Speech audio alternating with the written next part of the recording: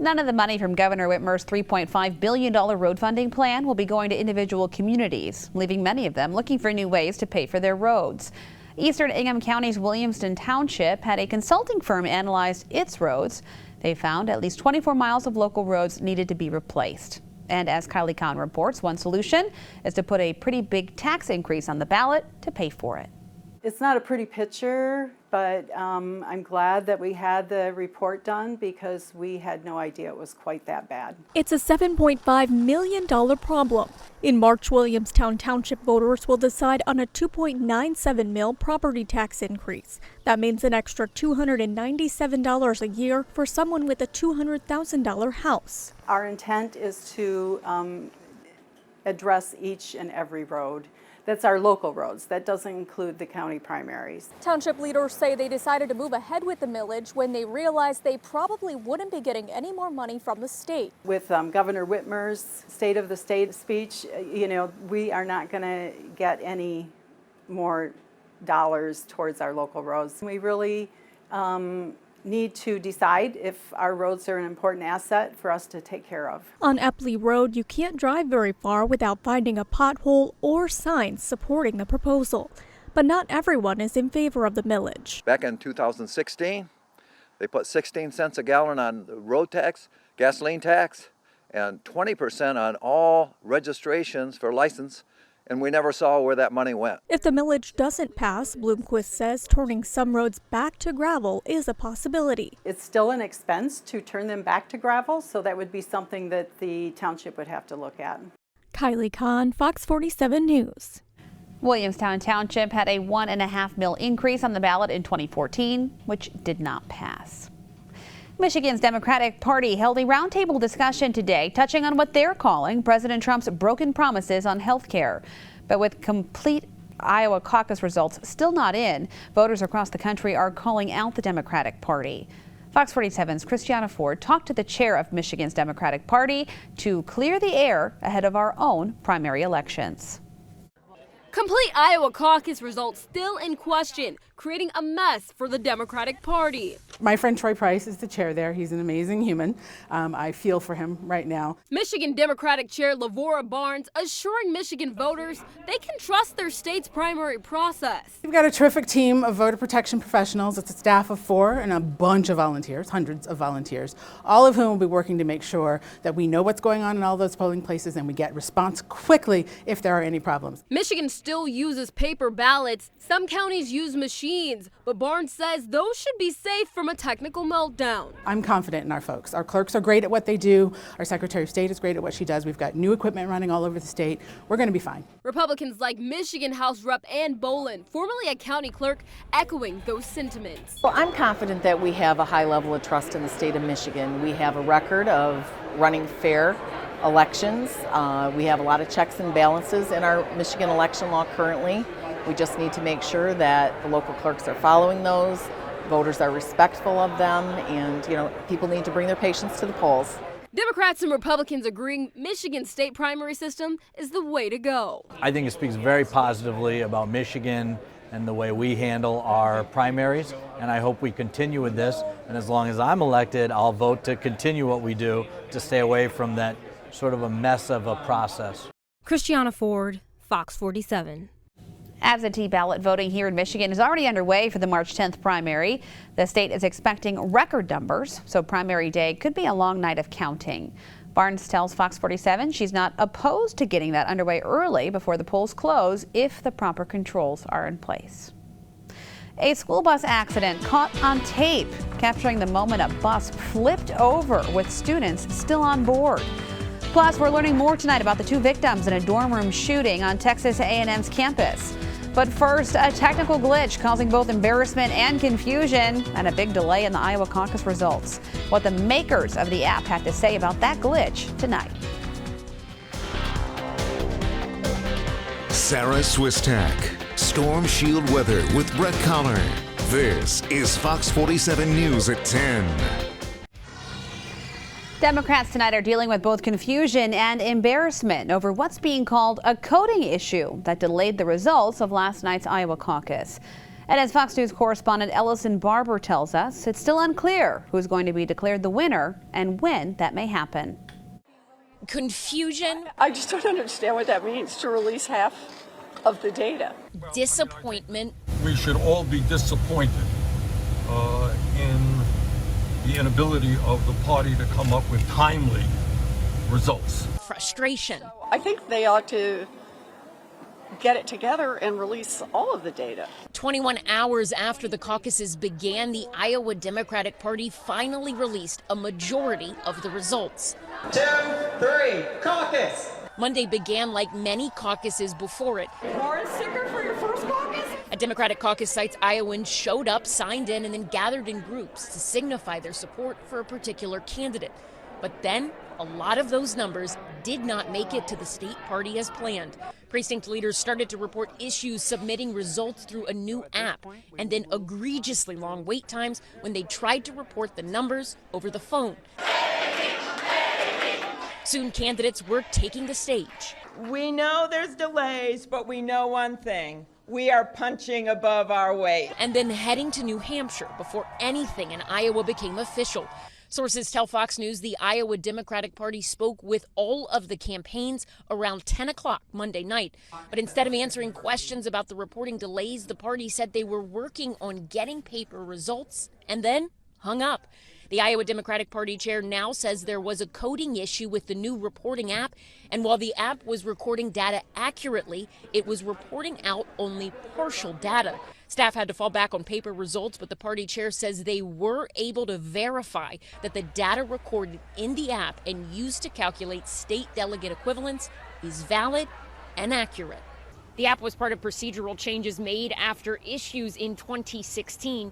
It seems that changes meant to make this process more transparent, to restore people's faith in the caucuses, could have cracked the foundation of it. For now, the Iowa Republican Party is standing with the Democrats, saying accuracy does not have a deadline. Reporting in Des Moines, Iowa, I'm Ellison Barber, Fox News. The company that made the app used in last night's caucus has apologized for the issues that caused the delay. Shadow Inc. sent out the apology on Twitter this afternoon. It said in part that the company regrets the delay in the reporting of the results and that they will apply the lessons learned in the future. Shadow Inc. also said employees worked as quickly as possible overnight to fix the issue, and it did not affect the underlying caucus results data. The Michigan man accused of being a spy in Russia is now one step closer to going on trial. His latest appeal has been rejected. A Russian court upheld a decision today to keep former Marine Paul Whelan in custody until March 29th as he awaits his trial on charges of espionage. Whelan was detained in Russia in December of 2018. He denies the charges and says he was framed. He's facing 20 years in prison. A woman who says disgraced movie mogul Harvey Weinstein raped her twice pushed back at the idea that her claims should be dismissed because she had an on-again, off-again relationship with him. Jessica Mann was back on the witness stand after having a panic attack yesterday during cross-examination. Weinstein's attorneys highlighted texts and emails she sent to him that made it sound like they had consensual sex. She says her relationship was complicated, but, quote, that doesn't change the fact he raped me. Police say the shooting at a Texas A&M Commerce dormitory yesterday was an isolated incident and that the two victims were sisters. They were identified as 19-year-old Deja and 20-year-old Abney Matz.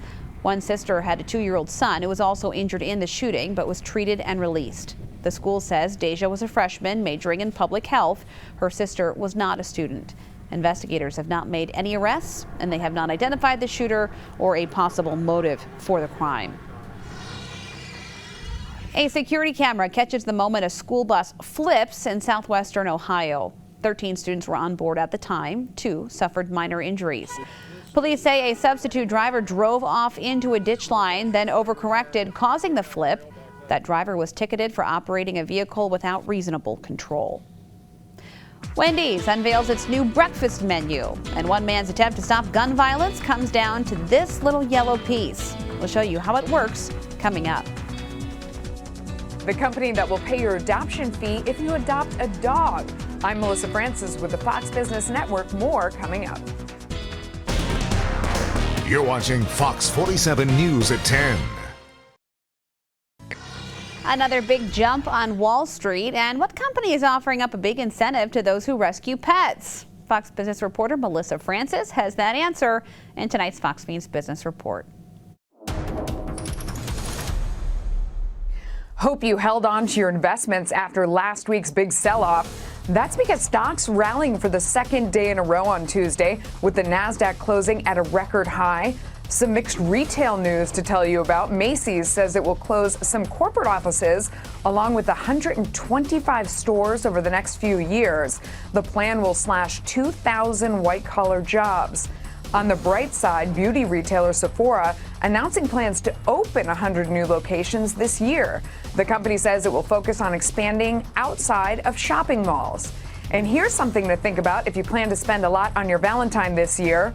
4 in 10 people surveyed by the company Wallet Hub say that, quote, irresponsible spending is a bigger turnoff than bad breath. And finally, Coors is showing some love to people adopting a dog.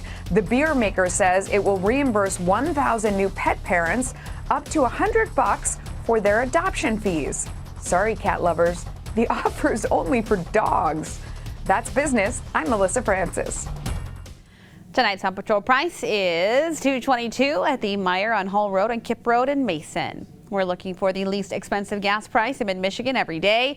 If you see it, give us a call at 484-8847 and we'll put it on TV. Owners of Ring doorbell cameras can now opt out of police requests for video. Amazon, which owns Ring, has been criticized over its decision to work closely with police departments and share video from the cameras. In a new update to the Ring app, Amazon now lets customers opt out of getting notifications from police who might be seeking the footage to help solve a crime. Wendys is going to roll out breakfast nationwide next month, and it's already showing off breakfast versions of some of its top items. It'll include a breakfast Baconator with a fresh cracked egg, sausage patty, and 6 strips of bacon. A honey buttered chicken biscuit will also be featured on the menu. Both can be washed down with a new Frosty Chino shake. Firearm moving. Firearm locked. Firearm moving. An Arizona man has a new device for those who want more than a gun lock. The Shot Block system combines Wi-Fi with gun safety. Here's how it works. A yellow piece is installed on the gun aftermarket. Once it's armed and put on its base, an alarm will sound anytime it's moved at least an inch. It also locks the gun so it can't be fired. If you're not home, you'll get an alert on your phone via text message or a phone call. Chris Baker says he came up with the idea because he's tired of seeing all the gun violence in America. And we want to shrink that footprint. We want to be able to save lives due to accidental, isolated, or mass shootings. Right now, the firearm safety kit is still just a prototype. Baker's goal is to get it on the market at the end of the year. Our coverage of the resignation of MSU football coach Mark Dantonio continues. After the break, we'll take a look at how this announcement may have an impact on this year's recruiting class. Just a couple of days ago, it felt like spring, but old man winter making a comeback. Snow on the way, and we're talking a couple of inches at least. We'll track it and talk about how much we might see in just a bit. You're watching Fox 47 News at 10. We're continuing our coverage tonight of the surprise resignation of MSU football coach Mark Dantonio after more than a decade at the helm. One big question now is how Dantonio's departure will affect this year's recruiting class. MSU President Samuel Stanley alluded last month that Dantonio was still the school's choice to be the head coach, presumably putting to bed rumors that MSU might move on. Now, recruits like East Lansing's Andrell Anthony have a big decision to make. Do they honor their commitment to the school, or do they back out because of the coaching change? Anthony says for now, he's disappointed that Dantonio won't be his coach.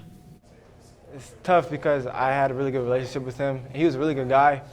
He gave me a lot of confidence, even just stuff to tell me for me playing now rather than just college. I really liked him, so did my family, so it's kind of sucks, but it's okay.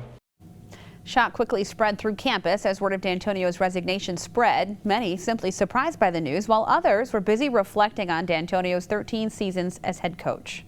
I'm kind of heartbroken about it. Dantonio's been a huge legacy here at Michigan State. He's did a lot of things that Michigan couldn't do over the last 10 years, so we're proud of him for that. You know, we've had a few rough seasons, but at the same time, we've got a lot of wins. He's always going to be a legend at MSU. In a press conference earlier this evening, Dantonio said he plans to stick around the athletic department to help with special projects, but that his family must now become his priority.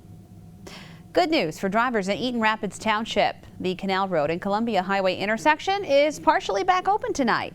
The intersection closed 3 weeks ago because it was under both water and ice. Fox 47's Cody Butler has the details. We need to be part of the solution and not all of it. Janice Heck lives just south of Canal in Columbia. She says she's tired of seeing the intersection flood year after year. The problem that we see here is that there hasn't been much done. We've been ignored. The Eaton County Drain Commissioner spent $23,000 pumping water out of the intersection for 6 days. Commissioner Richard Wagner tells me the money comes out of the $30,000 budget for the drain. Anything else needs to be petitioned. We want to take care of it as quick as possible, so once it's meeting at the township, we can put things in motion if it passes. If any work is approved, the 244 landowners in the drainage district will split the bill. And now you've got a major problem that has been ignored for 40, 50 years. That is suddenly a crisis and saying, we can do it, but you have to pay for it. Heck feels more people should help cover the cost. And that's just not right. You have thousands of cars that come from all over the place. This is a county road. She would like to see Eaton County look for money somewhere else. There are various methods and modalities of funding that could and should be explored before it's put on these people's shoulders. Cody Butler, Fox 47 News. Right now, it's not clear how much enlarging the drain would cost.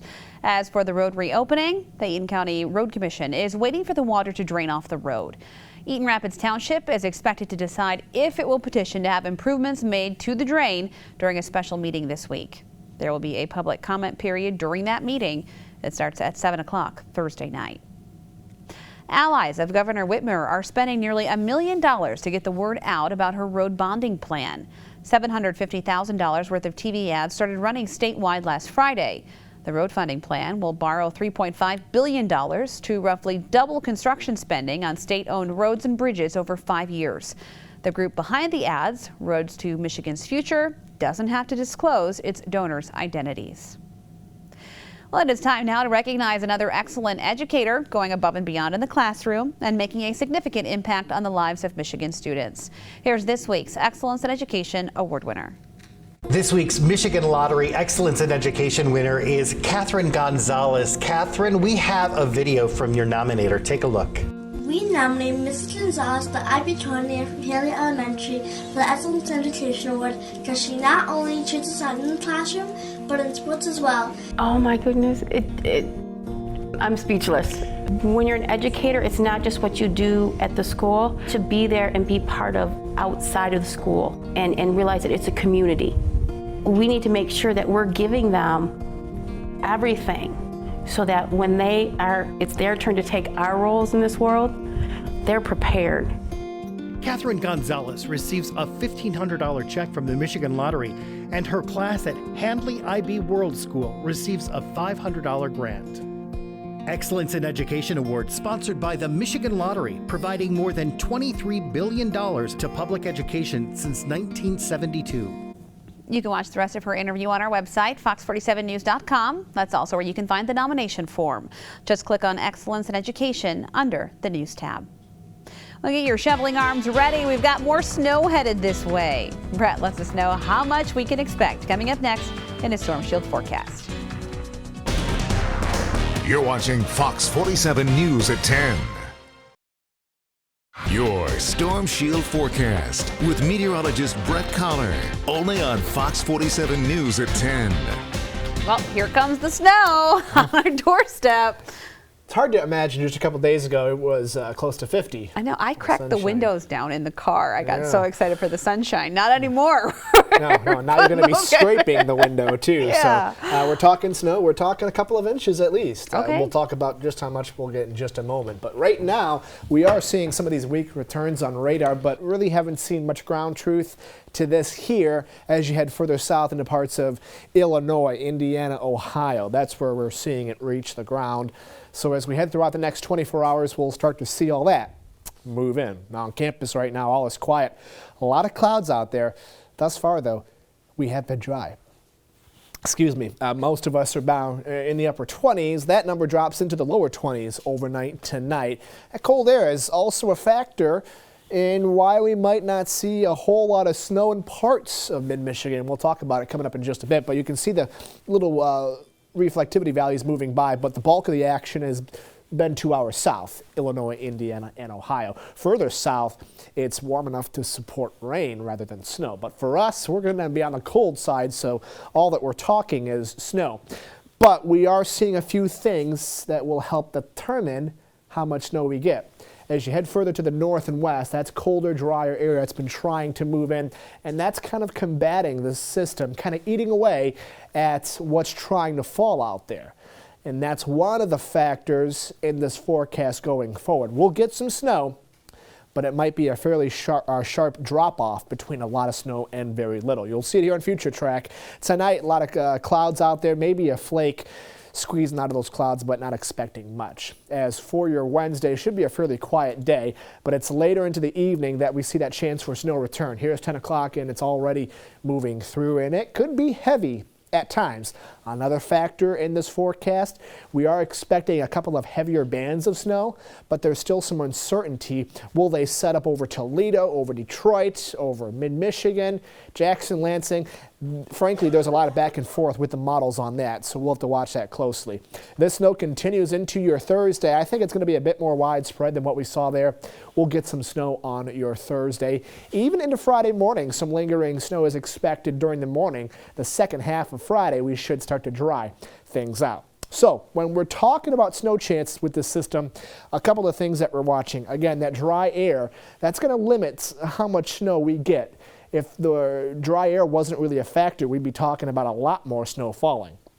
The heaviest bands of snow, like I mentioned, the position of these or the track of these is still kind of up in the air, as is the track of the low itself, the center of the storm.